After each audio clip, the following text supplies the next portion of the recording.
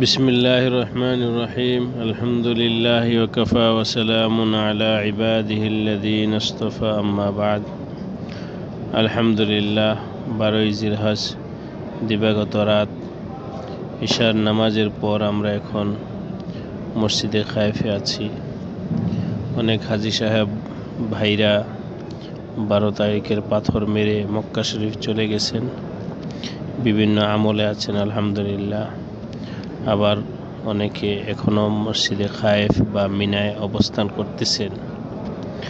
নবী আলাইহিস সালাতু ওয়াস সালাম 12 তারিখের পর 13 তারিখও মিনায় ছিলেন এবং 13 তারিখের জাওয়ালের পর 3 জামারায় পাথর মেরে এরপরে মিনা ত্যাগ করেছেন।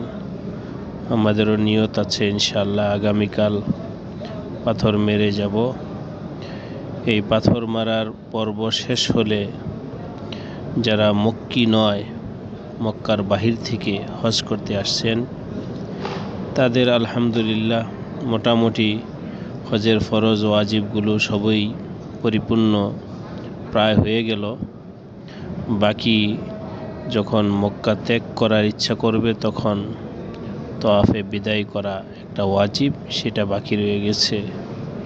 ইনশাআল্লাহ বিদায় নেওয়ার প্রাককালে সেই তওয়াফও করবেন।